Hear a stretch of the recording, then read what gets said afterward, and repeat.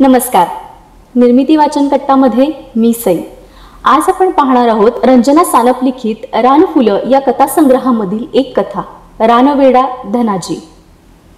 मी प्राथमिक शिक्षिका म्हणून पहिल्यांदाच खबालवाडी या शाळेत रुजू झाले. खबालवाडी गावाला एसटीची सोय नसल्यामुळे मी माझ्या पतीसोबत तर कधी 2 किलोमीटरचे अंतर चालत येत असे. शाळेचा पट 47 होता.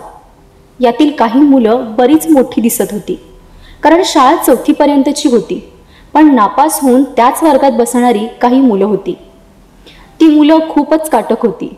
शालेय कोणतंही काम सांगताच हे काम मीच करणार म्हणून मुलं पुढं पुढं यायची. जून महिन्यात शाळेची सुरुवात झाली. पावसाळ्याचे दिवस असल्याने पावसाची रिपरिप चालू होती. ढगाळ वातावरण होते. सुट्टीवरून मुलं पहिल्याच दिवशी शाळेत आल्याने त्यांना एका जागी थांबणं नको वाटत होतं. मी आणि शाळेचे दुसरे शिक्षक भंडारे सर विद्यार्थ्याचे नाव शाळेत दाखल करून घेण्यात मग्न होतो. पालक आपापल्या पाल्याला सोबत आणून, बघा गुरुजी, आमचं पोरगं पहिलीच्या मापात बसतंय का, म्हणून त्या मुलाला पुढं करायचे.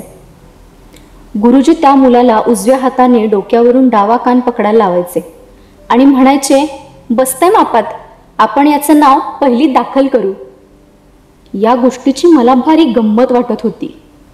तेवढ्यात कमी उंचीची, केस विस्कटलेले, साडी आकडून घोट्याच्या वर गेलेली, तशीच साडी खेचलेली, एका हातात वायरची पिशवी आणि दुसऱ्या हातात पोर ओढत ओढत एक स्त्री शाळेत आली. पोरगं रडतच होतं. केस वाढलेले होते. त्याची केसांची राखलेली शेंडी इकडे तिकडे हलत होती. चड्डी गुडघ्याच्या वर आणि शर्टाचं एक बटन होतं, त्यामुळे पोट उघडच होतं. मी त्याला शांत करण्याचा प्रयत्न केला, पण ते काही केलं तरी ऐकतच नव्हतं. त्यांना मी खुर्चीवर बसण्यास सांगितले. त्या म्हणाल्या, नको बसायला, अजून जनावरं सोडायची आहेत, ती पाण्याच्या 2 खेपा डोक्यावर मारायच्या आहेत, त्या बसून कसं चालेल, योळ बघता बघता निघून जाईल. मी त्यांना मुलाच्या जन्माचा दाखला काही पुरावा सोबत आणला आहे का असं विचारताच त्या म्हणाल्या, पुरावा कशाला लागतो या, वैशाख महिन्यात याला 7वं वरीस लागलं आहे. बारका नाही घोडा, पण शाळेत यायला नको म्हणतो या. तो काही केला रडायचं थांबेना. त्याच्याबरोबरच्या मुलांबरोबर तू खेळ आणि तुला नवीन पुस्तकं देऊ म्हणत मी एक पुस्तक त्याच्यासमोर धरलं. तसं त्यानं लगेच हातात पकडलं आणि पुस्तकातील वरच्या मुखपृष्ठावरील चित्राकडे पाहत उभा राहिला. मी त्याला म्हटलं, अशीच अजून नवीन पुस्तके तुला देणार आहे. हे पुस्तक तुम्ही मला ठेवायला देणार का, असं त्यानं मला विचारलं. मी म्हणाले, हो. मी त्याला बोलतं करण्यासाठी म्हणाले, अरे बाळा, तुझं नाव काय? तो लगेच म्हणाला, धन्या. आणि माझ्या बारक्या भावाचं नाव संभ्या. आणि एक मोठा भाव हाय, उत्त्या दादा, पण ते कधी कधीच येत आहे गावाला. मी त्याला म्हणाले, पुस्तक पिशवीत ठेवून तू तोंड धुवून ये बरं. त्याने बाहेरच्या नळावर तोंड धुतलं. तो मला म्हणाला, या चित्रात पोरं कसं झाडाखाली बसल्या ती ना, तसंच मी आईबर रानात गेलो की बसतो, लई मजा येते बघा. तो त्या चित्राशी आणि आपल्या अनुभवांशी जोडला गेला होता. धनाजीला दिलेलं पुस्तक त्यानं वायरच्या पिशवीत टाकलं. पिशवीत एक पाटी आणि पेन्सिलचा तुकडा होता. पिशवी पहिलीच्या मुलात ठेवायला सांगितली. त्याला नाक स्वच्छ करण्यास सांगितले. सर्व मुलांसमोर त्याचे स्वागत केले. त्याला खूपच आनंद झाला, पण तो एका जागी बसतच नव्हता. सारखी जागा बदलायचा. पहिलाच दिवस असल्याने गाणी, गोष्टी, मुलांचे सुट्टीतले अनुभव यातच गेला. शाळा सुटल्यावर पिशवी पाठीवर टाकून सगळ्यांच्या पुढे घराकडे पळत सुटला. दुसऱ्या दिवशी धनाजी शाळेत एकटाच आला होता. वायरची पिशवी एका बाजूला ठेवली. पुस्तकातला एक चित्र माझ्यासमोर धरून तो म्हणाला, या चित्रात काय करते ते सांगा की मला.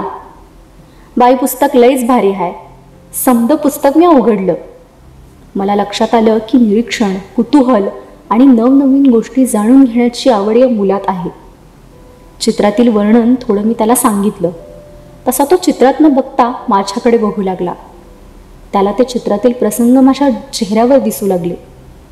प्रार्थनेला मुलं उभी राहिली तसा हा पाठीमागं चड्डीच्या खिशात हात घालून उभा राहिला. 4थीतली मोठी मुलं उंचीप्रमाणे रांगेत उभे राहा, असं कुठेही बघत उभं राहायचं नाही, पुढे लक्ष द्या असं सांगत होती.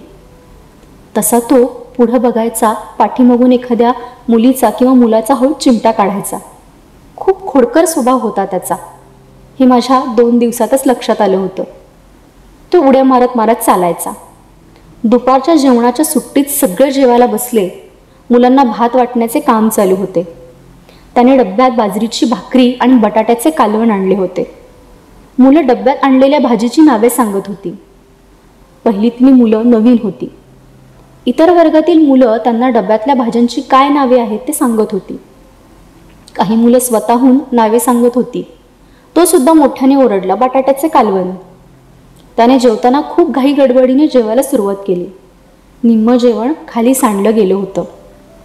बाकीची मुलं जेवण झाल्यावर डबा धुवायला गेली, पण त्याने तसाच खरकटा डबा पिशवीत कोंबला आणि खेळायला पळत सुटला. माझ्या लक्षात आलं की या मुलाला स्वच्छतेचे संस्कार झालेले नाहीत.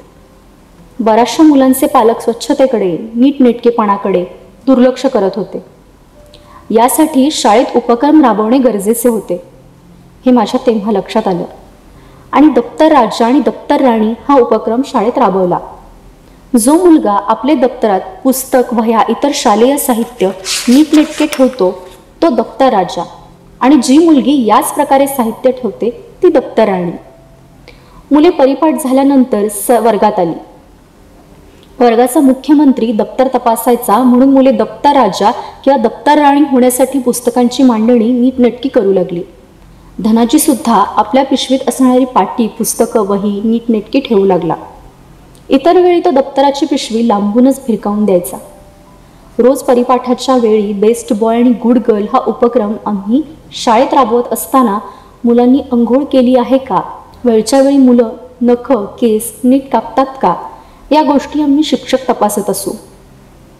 जे विद्यार्थी नीटनेटके शाळेत येतात त्यांचे टाळ्या वाजवून अभिनंदन करत असू. त्यामुळे मुलं अंघोळ करून यायची. जी मुलं नख कापत नाहीत त्या मुलांची इतर मोठी मुलं शाळेच्या नव्या नेलकटरने नख कापायची. गावात नळाला पाणी आठवड्यातून जास्तीत जास्त 2 वेळा सुटायचे. त्यामुळे अगदी काटकसरीने लोकांना पाणी वापरायला लागायचे. मोठी माणसं सुद्धा 2 दिवसांनी अंघोळ करायचे. त्यामुळे ती मुलांना म्हणायची, रोजच्या आंघोळीला पाणी कुठनं आणायचं, तुम्ही आंघोळ केल्याशिवाय शाळेतच जाईना. मुलं थोडी तरी आंघोळीला पाणी द्या म्हणून आई वडिलांच्या मागे लागायची. धनाजीची आई सुद्धा त्याला पाणी वाया घालवू नको, आज राहू दे अंघोळ, उद्याच्याला कर म्हटली तरी तो काही ऐकायचं नाही. स्वतःच्या हातांनी गार पाणी बादलीत भरून अंघोळ करायचा. घरात पाणी नसलं की शेजारी राहणाऱ्या लोकांच्या घरात माणसे नसताना टाकीत बारीक पाईप हळूच टाकायचा आणि पाईपीखाली बसून आंघोळ करून यायचा. पाणी कोण संपवतं यावर शेजाऱ्यांनी पाळत ठेवली आणि धनाजीच्या आईकडे भांडण केलं. तशा त्या धनाजीला ओढून घेऊन शाळेत आल्या आणि म्हणाल्या, अहो मॅडम, या तुमच्या रोजच्या आंघोळीनं शेजारची भांडणं येऊ लागली आहे. ती ह्यो खोडील दोडका लोकांच्या ड्रमातलं पाणी हळूच काढून घेऊन आंघोळ करतो या. आम्ही दिसभर रानात गुरांच्या मागं जायचं आणि घरात आल्यावर याचं भांडण, जीव वैतागून गेला नुसता. रोज नवनवीन खोड्या असल्यानं तो कुणाच्या कोंबडीची अंडीच फोड, कुणाच्या घराच्या पत्र्यावर नाच, कुणाच्या पोराला मार, सारखं पळत असतो इकडून तिकडून. शाळेत बसत तेवढाच शांत. म्हणूनच सुट्टी दिवशी मी घराकडे घेऊन जाते त्याला. तिथं सुद्धा काहीतरी करतच असतो यो. त्यांचं मी ऐकून घेतलं. त्याला चोरून पाणी घेऊन अंघोळ करायची नाही अशी त्याच्या आईपुढे ताकीद दिली. स्वतःचंच पाणी आणून अंघोळ करायची. त्याच्या आईलाही अस्वच्छतेमुळे होणाऱ्या रोगांची माहिती दिली. वर्गात बऱ्यापैकी मुलांमध्ये सुधारणा झाली होती. मुलांमध्ये नीटनेटकेपणा वाढला. बहुतेक मुलं सुट्टीच्या दिवशी आईवडिलांबरोबर शेतावर जायची. काही मुलांच्या शेळ्या किंवा जनावरे राखायला वडीलधारी मंडळी पाठवायची. धनाजी सुद्धा आपल्या आईवडिलांबरोबर शेतात जायचा.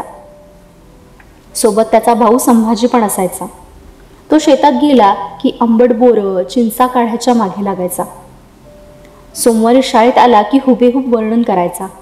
ओढ्याच्या पाण्याने गुळगुळीत झालेले वेगवेगळ्या आकाराचे दगड तो खिशात घालून आणायचा आणि मला म्हणायचा, ह्यो दगड बघा की कसा दिसतो या फुगलेल्या बेडकागत. याचा आकार कसा आहे माहीत आहे काय तुम्हाला, उंदरावानी दिसतो या. मी त्याच्या कल्पकतेला दाद द्यायचे. जवळ घेऊन पाठीवर हात फिरवायचे.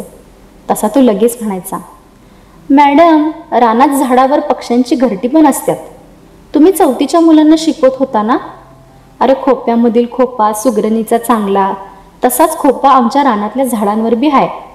तिथं पक्ष्यांची छोटी पिल्लं असतात. ती मोठ्या चिमण्या दिवसभर चारा पाणी आणायला बाहेर जातात. मी त्याला अजून काय काय माहिती आहे हे जाणून घेण्यासाठी म्हणायची, धनाजी, तुला अजून काय माहिती आहे? काय पाहिलंस तू अजून रानात? मॅडम, किरडू फक्त लांबनं बघायचं असतं, चावलं की माणूस मरतं म्हणती आई. मी त्याला म्हणाले, तुला भीती वाटत नाही? नाही मॅडम, भीती कसली? दगडाखाली विंचू पण असते ती. मी आणि संब्या त्याला पकडतो, त्यांचा नांग्या काढतो, मग तो चावत नाही. विंचू हातात धरता आणि त्याच्या नांग्या पण काढता? तुम्हाला कोणी शिकवलंय रे हे? पंचमीला पोरं इंचू घेऊन पोरीच्या मागे लाह्या घ्या म्हणून लागते ती. मोठी पोरं विंचू पकडताना मी पाहिलं आहे, तसंच आम्ही पण पकडतो. मला तर आश्चर्य वाटलं, एवढ्या लहान वयात कसलं हे धाडस.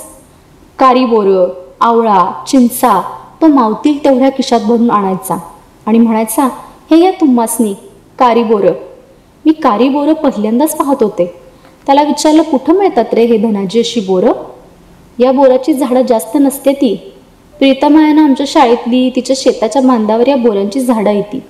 ही बोरं आधी कडू मग गोड लागतात. ती खाऊन बघा की. मी तोंडात टाकून त्याला कशी लागतात हे सांगेपर्यंत तो माझ्या चेहऱ्याकडेच बघत राहिला. अरे वा, छान लागतात की तू आणलेली कारी बोरं, असं मी म्हटलं की त्याचा चेहरा आनंदाने फुलून जायचा. तो शाळेत शिकवतानाही अगदी लक्ष देऊन ऐकायचा. त्याच्या अनुभवाशी निगडीत एखादा प्रसंग आला की तो लगेच उठून न विचारताच आपला अनुभव सांगायचा. त्या पाठात खूपच समरस होऊन जायचा. गणित विषय त्याच्या आवडीचा होता. पटापट गणित सोडवून तो इतरांपेक्षा लवकर दाखवायचा. पुढचा पाठ शिकवण्याआधी तो घरात त्या पाठाचे वाचन करायचा. शिकवताना स्वतंत्र प्रश्न विचारायचा. अभ्यासातील त्याची प्रगती खूप चांगली होती. दर शुक्रवारी मुलांना ग्रंथालयातील अवांतर वाचनाची पुस्तके दिली जायची. मन लावून तो ती पुस्तके वाचायचा. सोमवारी वाचलेल्या पुस्तकातील आवडलेला काही भाग मुलांना सांगण्यास लावला की सगळ्यांच्या आधी याचा हात वर असायचा. काल्पनिक गोष्टीतील वास्तवता तो जाणून घ्यायचा. मॅडम, असं खरंच आटपाट नगर असतं का? नगरातल्या गमती जमती असतात का? तर मी त्याला म्हणायचे, अरे धनाजी, असं आटपाट नगर नसतं, त्या नुसत्या कल्पना केलेल्या असतात. त्याच्या केसांची एक शेंडी ठेवलेली होती. तो नेहमी डोकं हलवत बोलताना त्याची शेंडी पण हलायची. ते खूप गमतीशीर वाटायचं. मी त्याला म्हणायचे, अरे धनाजी, शेंडी कधी कापणार? तर तो लगेच म्हणायचा, बापूंनी सांगितलंय, देवाला बोकड केल्याशिवाय तुझी शेंडी कापायची नाही, त्याला कात्री लावायची नाही. असं माझ्या शाळेत धनाजीसारखी 4-5 मुलं शेंडी राखलेलीच होती. 4थीत आल्यावर तो बऱ्यापैकी नीटनेटकेपणाने वागू लागला. शिष्यवृत्ती परीक्षेचा अभ्यास तो शाळेत आणि घरी पण मन लावून करायचा. शिष्यवृत्ती परीक्षेत गुणवत्ता यादीत तो बसला नाही, पण त्याला चांगले मार्क्स मिळाले. 5वीसाठी त्याने जवळच असलेल्या विखळे शाळेत प्रवेश घेतला. शाळेत जाताना तो नेहमी माझी भेट घेऊन जायचा. तो आता महाविद्यालयीन शिक्षण पूर्ण करून एका कंपनीत रुजू झाला आहे. असा हा नटखट धनाजी माझ्या आठवणीत राहिला. धन्यवाद.